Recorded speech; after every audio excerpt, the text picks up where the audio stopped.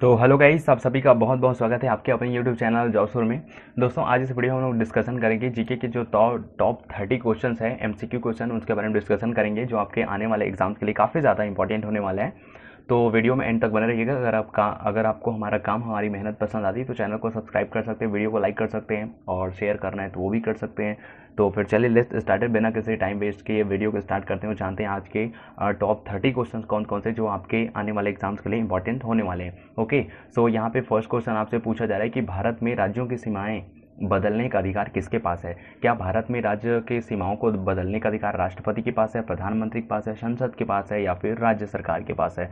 तो इसका सही आंसर हो जाएगा ऑप्शन नंबर सी, यानी कि संसद के पास ये अधिकार है कि वो भारत के राज्यों की सीमाएं को बदल सकते हैं। ओके, सो आज का हमारा अगला नंबर का सवाल है कि निम्नलिखित में से किस भारतीय शहर में 31वें सूरजकुंड अंतर्राष्ट्रीय क्राफ्ट मेला शुरू किया गया है। क्या ये पानीपत में शुरू किया गया या फिर फरीदाबाद में या फिर गुरुग्राम में या फिर सोनीपत में। तो इसका सही आंसर हो जाएगा ऑप्शन नंबर बी, यानी कि फरीदाबाद में है ना सूरजकुंड अंतर्राष्ट्रीय क्राफ्ट मेला जो है शुरू किया गया है। ओके, सो आज का हमारा अगला नंबर का सवाल है। देखिए, इसमें क्वेश्चन का थोड़ा पैटर्न चेंज हो गया था, है ना। यहाँ पे बताता हूँ आपको, 2019 का क्रिकेट वर्ल्ड कप किस देश में हुआ था। ऐसा होना था लेकिन ये हो गया, है ना। तो यहाँ पे ये होगा कि 2019 का क्रिकेट वर्ल्ड कप किस देश में हुआ था, है ना। इंग्लैंड और वेल्स में, ऑस्ट्रेलिया और न्यूजीलैंड में या फिर दक्षिण अमेरिका और केनिया में या फिर भारत और बांग्लादेश में। तो आई होप जिन्होंने करंट अफेयर्स बहुत लॉन्ग टर्म से जिन्होंने फॉलो किया है या फिर जो चाह रहे होंगे क्रिकेट में इंटरेस्टेड होंगे, उनको पता होगा कि 2019 का वर्ल्ड कप जो है इंग्लैंड और वेल्स में हुआ था। ओके, सो यहाँ पे अगला नंबर का सवाल है कि सतीश शिवलिंगम निम्नलिखित में से किस खेल से संबंधित है। क्या कबड्डी से संबंधित है या फिर भार वाहक से या फिर बास्केटबॉल से या फिर वॉलीबॉल से। इसका सही आंसर हो जाएगा ऑप्शन नंबर बी, यानी कि भार वाहक वेट लिफ्टिंग से संबंधित है सतीश शिवलिंगम। ओके, सो आज का हमारा अगला नंबर का सवाल है कि सुल्तान अजलान शाह कब किस खेल मतलब कौन से खेल से संबंधित है। आपको बताना है कि सुल्तान अल्जान शाह कप किस खेल से संबंधित है। क्या ये हॉकी से संबंधित है या फिर फुटबॉल से संबंधित या फिर क्रिकेट से संबंधित है या फिर वॉलीबॉल से संबंधित है। इसका सही आंसर हो जाएगा ऑप्शन नंबर ए, यानी कि हॉकी से संबंधित है। ओके, सो अगला है कि कौन सा देश एशियाई खेल 2026 को आयोजित करेगा। क्या 2026 का जो एशियाई खेल होना है उसको भारत होस्ट करेगा, आयोजित करेगा या फिर जापान आयोजित करेगा या फिर मलेशिया या फिर दक्षिण कोरिया। इसका सही आंसर हो जाएगा ऑप्शन नंबर बी, यानी कि 2026 का जो एशियाई खेल होना है वो उसकी मेज़बानी करेगा जापान। ओके, सो आज का अगला नंबर का सवाल है कि संयुक्त राष्ट्र संघ का मुख्यालय कहाँ है। मुख्यालय कहाँ स्थित है आपको बताना है। क्या संयुक्त राष्ट्र संघ का मुख्यालय रोम में स्थित है या फिर ब्रसेल्स में स्थित है या फिर जेनेवा में या फिर न्यूयॉर्क में। इसका सही आंसर हो जाएगा ऑप्शन नंबर डी, न्यूयॉर्क में जो है संयुक्त राष्ट्र संघ का मुख्यालय स्थित है। ओके, सो आज का अगला क्वेश्चन है कि राष्ट्रीय टीकाकरण दिवस, है ना, NID 2017 किस तिथि को मनाया गया। क्या 29 जनवरी को ये मनाया गया या फिर 28 जनवरी को या फिर 27 जनवरी को या फिर 26 जनवरी को। इसका सही आंसर हो जाएगा ऑप्शन नंबर ए, यानी कि 29 जनवरी 2017 को राष्ट्रीय टीकाकरण दिवस मनाया गया। ओके, आज का अगला सवाल है and then one day memoir, है ना, ए मेमोयर, यह किसकी आत्मकथा है। क्या ये बुक कमल हसन की आत्मकथा है या फिर शाहरुख खान की या फिर नसरुद्दीन शाह की या फिर करण जौहर की। तो ये बायोग्राफी है नसरुद्दीन शाह की। ओके, सो अगला नंबर का क्वेश्चन है वाई सोशलिज्म, है ना, वाई सोशलिज्म पुस्तक किसने लिखा था। क्या महात्मा गांधी ने लिखा था, आचार्य नरेंद्र देव ने लिखा था या फिर MN रॉय ने लिखा था या फिर जयप्रकाश नारायण ने लिखा था। तो इसका सही आंसर हो जाएगा ऑप्शन नंबर डी, यानी कि जयप्रकाश नारायण ने वाई सोशलिज्म नामक बुक लिखा था। ओके, सो अगला है कि राजतरंगिणी खालिस्तान के द्वारा लिखी गई थी। क्या राजतरंगिणी नामक जो किताब है वो कल्हाना के द्वारा लिखी गई है, अलबर्नी के द्वारा लिखी गई या फिर हर्षवर्धन के द्वारा या फिर कौटिल्य चाणक्य के द्वारा। तो इसका सही आंसर हो जाएगा ऑप्शन नंबर ए, कल्हाना के द्वारा जो है राजतरंगिणी नामक बुक जो है लिखी गई है। ओके, सो आज का हमारा अगला नंबर का सवाल है कि संयुक्ता पाणिग्राही किस नृत्य के लिए प्रसिद्ध है। ओके, आपको बताना है कि संयुक्ता पाणिग्राही किस नृत्य के लिए प्रसिद्ध है। क्या संयुक्ता पाणिग्राही भरतनाट्यम के लिए प्रसिद्ध है या फिर कथक के लिए या फिर मणिपुरी के लिए या फिर ओडिसी के लिए। इसका सही आंसर हो जाएगा ऑप्शन नंबर डी, यानी कि जो संयुक्ता पाणिग्राही जो नृत्यिका है वो ओडिसी नृत्य के लिए प्रसिद्ध है। ओके, सो आज का हमारा अगला नंबर का सवाल है कि बद्रीनाथ और केदारनाथ मंदिरों के गर्भगृहों में निम्न में से क्रमशः किन किन किन देवताओं की पूजा होती है? क्या विष्णु और शिव की पूजा होती है, या फिर शिव और विष्णु की पूजा होती है, या फिर शिव और पार्वती की पूजा होती है, या फिर विष्णु और ब्रह्मा की पूजा होती है? इसका सही आंसर हो जाएगा ऑप्शन नंबर ए, विष्णु और शिव। ठीक है, देखिए जो मंदिरों के बारे में, जो धार्मिक स्थलों के बारे में जो इंटरेस्टेड रखते हैं उनको आई होप पता होगा, क्योंकि बद्रीनाथ में भगवान विष्णु की पूजा होती है और केदारनाथ में भगवान शिव की पूजा होती है। ओके, तो आई होप इसमें किसी को कोई डाउट्स नहीं होंगे। देन उसके बाद अगला है कि निम्न में से दादा साहब फाल्के पुरस्कार प्राप्तकर्ता कौन नहीं था? ठीक है, यहाँ पे आपको जो ऑप्शन दिए गए हैं उनमें से आपको बताना है कि इन जो 4 ऑप्शन में इनमें से किसे दादा साहब फाल्के पुरस्कार अभी तक नहीं मिला है ना? क्या पृथ्वीराज कपूर को नहीं मिला है, या फिर श्रीमती कानन देवी को नहीं मिला है, या फिर जेमिनी गणेशन को नहीं मिला, या फिर श्रीमती देविका रानी को नहीं मिला है? ओके, तो यहाँ पे है ना, इसका सही आंसर हो जाएगा option number C, Gemini Ganesan को अभी तक दादा साहब मतलब पुरस्कार नहीं मिले हैं। इसके अलावा देखिए जो श्रीमती देविका रानी है, इनको प्रथम है ना, इनको पहली बार श्रीमती देविकी रानी जी को पहली बार दादा साहब मतलब पुरस्कार जो है वो दिया गया है। ओके, सो आज का अगला नंबर का सवाल है कि किसके गुरुत्वाकर्षण के कारण ज्वार भाटा आता है?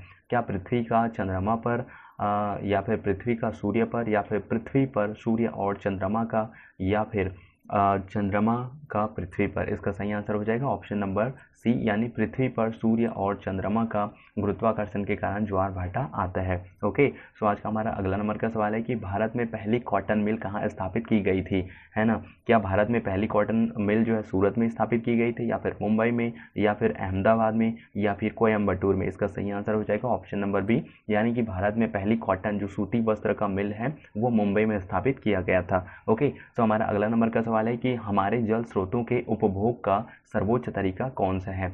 क्या बारिश के पानी का संग्रहण, या फिर सतत जल का उपयोग, या फिर वनस्पति के प्राकृतिक उत्थान को प्रोत्साहन, या फिर उपयुक्त सभी? है ना, तो इसका सही आंसर हो जाएगा ऑप्शन नंबर डी, है ना, उपयुक्त सभी जो है हमारे जल स्रोत के उपभोग का सर्वोच्च तरीका है। ओके, सो हमारा अगला नंबर का सवाल है कि इनमें से कौन सा एक वाणिज्यिक फसल है? आपको बताना है कि कौन सा एक बिजनेस पर्सपेक्टिव से फसल है।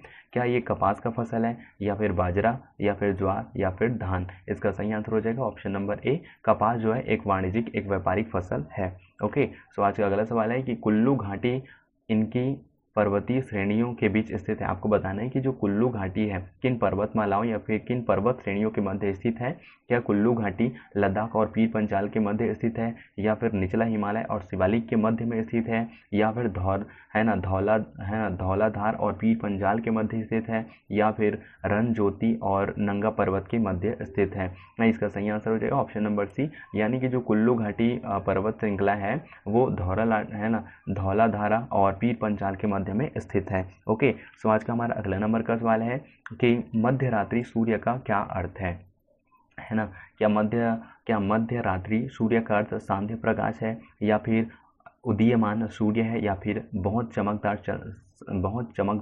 चंद्रमा है, या फिर सूर्य का ध्रुवीय वृत्त में देर तक चमकना है? ओके, सो इसका सही आंसर हो जाएगा ऑप्शन नंबर डी, सूर्य का ध्रुवीय वृत्त में देर तक चमकना जो मध्य रात्रि है इसका मीनिंग होता है। अब देखिए ये जो घटना आपको जब मकर संक्रांति होता है तब आपको देखने को मिल सकता है, उत्तरी ध्रुव में और दक्षिण ध्रुव में आपको ये घटना जो है देखने को मिल सकता है। ओके, सो आज का हमारा अगला नंबर का सवाल है कि निम्नलिखित में से कौन सी अनुन्मेय प्राकृतिक आपदा है? क्या भूकंप है, या फिर चक्रवात है, या फिर बवंडर है, या फिर प्रभंजन है? इसका सही आंसर हो जाएगा ऑप्शन नंबर ए, यानी कि भूकंप एक अनुन्मेय प्राकृतिक आपदा है। ओके, सो आज का अगला सवाल है कि मशरूम चट्टानों को प्रारूप के रूप में देखा जा सकता है ना? आपको बताना है कि मशरूम चट्टानों को किस प्रारूप के रूप में देखा जा सकता है? नदी घाटी के रूप में, पर्वत चोटी के रूप में, तटीय क्षेत्रों के रूप में, या फिर रेगिस्तान प्रारूप में? इसका सही आंसर हो जाएगा ऑप्शन नंबर डी, यानी कि जो मशरूम चट्टानों को रेगिस्तान प्रारूप में देखा जा सकता है।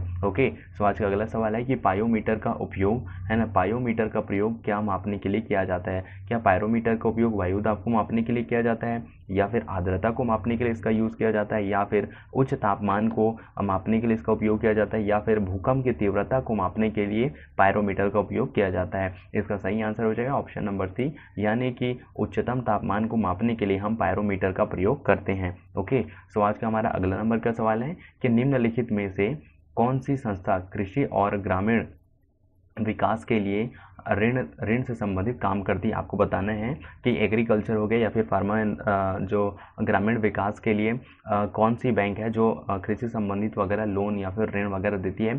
तो क्या ये काम IDBI बैंक करती है, नाबार्ड बैंक करती है, या फिर SIDBI बैंक करती है, या फिर ICICI बैंक ये काम करती है। इसका सही आंसर हो जाएगा ऑप्शन नंबर बी, यानी कि नाबार्ड बैंक कृषि संस्था है ना, नाबार्ड बैंक संस्था जो है कृषि और ग्रामीण विकास के लिए किसानों को, लोगों को ऋण जो है वो प्रदान करती है। ओके, सो आज का अगला सवाल है कि the Indian war of independence नामक पुस्तक किसके द्वारा लिखा गया, या फिर इसके लेखक कौन थे। कृष्ण कृष्ण वर्मा है इनके लेखक, या फिर मैडम कॉमा है, या फिर BG तिलक जी हैं, या फिर VD सावरकर हैं। तो इसका सही आंसर हो जाएगा ऑप्शन नंबर डी, यानी कि सावरकर जी जो है the Indian war of independence के लेखक हैं। ओके, सो अगला नंबर का सवाल है कि the state of the nation पुस्तक के लेखक कौन है। तो क्या मार्क टुली इसके लेखक है, या फिर विनोद मेहता, या फिर कुलदीप नायर, या फिर Fali S Nariman the state of the nation के लेखक हैं। इसका सही आंसर हो जाएगा ऑप्शन नंबर डी, यानी कि फॉली एस नरीमन जो है the state of the nation book के जो हैं वो राइटर हैं। ओके, सो आज का अगला नंबर का सवाल है कि प्रसिद्ध पुस्तक a better India a better world का लेखक कौन है। क्या अजीम प्रेम जी इसके लेखक हैं, या फिर राजीव सिकारी जी इसके लेखक हैं, या फिर NR नारायण मूर्ति जी इसके लेखक हैं, या फिर प्रेमा महाजन इनके लेखक हैं। इसका सही आंसर हो जाएगा ऑप्शन नंबर सी, यानी कि NR नारायण मूर्ति जो हैं a better India a better world के लेखक हैं। ओके, सो आज का हमारा अगला नंबर का सवाल है कि जब भारत और रूस के बीच मैत्री और सहयोग की संधि पर हस्ताक्षर किए गए तब रूसी नेता कौन थे। ओके, आपको बताना है कि जब भारत और रूस का मैत्री और सहयोग के लिए संधि जब हुआ था, है ना, संधि पर हस्ताक्षर किए दोनों देशों ने, तो उस टाइम पे जो रूस के नेता थे वो कौन थे। क्या निकिता खुश्चेव थे, या फिर लियोनिड ब्रेजनेव थे, या फिर यूरी एंड्रोपोव थे, या फिर मिखाइल गार्बाचेव थे, है ना। इसका सही आंसर हो जाएगा option number A, Nikita Khrushchev थे। ओके, सो आज का अगला नंबर का सवाल है कि निम्नलिखित में से कौन सी घटनाएं कालानुक्रम में सही हैं। आपको बताना है कि इनमें से जो 4 ऑप्शन दिए वो कौन सा काल के अनुसार, है ना, कालानुक्रम के अनुसार सही बैठते हैं। क्या सविनय अवज्ञा आंदोलन, उसके बाद भारत छोड़ो आंदोलन, फिर हुआ था कैबिनेट मिशन प्लान, या फिर कैबिनेट मिशन प्लान, सविनय अवज्ञा आंदोलन, और या फिर भारत छोड़ो आंदोलन। उसके बाद ऑप्शन नंबर सी है भारत छोड़ो आंदोलन, सविनय अवज्ञा आंदोलन, और उसके बाद कैबिनेट मिशन प्लान, है ना, या फिर सविनय अवज्ञा आंदोलन, कैबिनेट मिशन प्लान, और उसके बाद भारत छोड़ो आंदोलन, है ना। तो इसका सही आंसर हो जाएगा ऑप्शन नंबर ए, यानी कि सविनय अवज्ञा आंदोलन, फिर उसके बाद भारत छोड़ो आंदोलन, उसके बाद हुआ था कैबिनेट मिशन प्लान। ओके, सो आज का अगला नंबर का सवाल है कि सुल्तानों की राजभाषा क्या थी। आपको बताना है कि जो सुल्तान थे उनकी राजभाषा क्या थी। क्या फारसी थी, उर्दू थी, या फिर अरबी थी, या फिर हिंदी थी। इसका सही आंसर हो जाएगा ऑप्शन नंबर ए, यानी कि जो सुल्तानों की राजभाषा थी वो फारसी थी। ओके, सो आज का हमारा अगला नंबर का सवाल है निम्न में से कौन सी समिति संसद की स्थायी समिति नहीं है। लोक लेखा समिति, या फिर प्राक्कलन समिति, या फिर लोक उपक्रम समिति, या फिर वित्त मंत्रालय की परामर्शदात्री समिति। इसका सही आंसर हो जाएगा ऑप्शन नंबर डी, वित्त मंत्रालय की परामर्शदात्री समिति जो है वो संसद की स्थायी समिति नहीं है। ओके, सो आज का अगला और अंतिम क्वेश्चन है कि निम्नलिखित में से कौन सा भारत के लिए चुनौती पैदा नहीं करता है। क्या संप्रदायवाद, या फिर प्रादेशिकता, या फिर समाजवाद, या फिर जातीयता, है ना। तो इसका सही आंसर हो जाएगा ऑप्शन नंबर सी, यानी कि समाजवाद जो है भारत के लिए चुनौती पैदा नहीं करता है। ओके, तो आई होप यार आज के जितने भी क्वेश्चन आप लोगों के सामने मैंने रखे आपको पसंद आए होंगे। अगर वीडियो आपको पसंद आई, मेहनत आपको पसंद आए, तो प्लीज़ आप वीडियो को लाइक शेयर कर सकते हैं। और अगर किसी क्वेश्चन में कोई डाउट्स हो या फिर कोई सुझाव हो तो प्लीज़ आप कमेंट सेक्शन में कमेंट करके मेरे साथ ज़रूर शेयर करिएगा। तो फिर चलिए गाइस, मिलते हैं किसी और नई वैकेंसी अपडेट के साथ या फिर ऐसी ही नई क्लास के साथ। तब तक सबको bye bye, have a great day, जय हिंद, वंदे मातरम।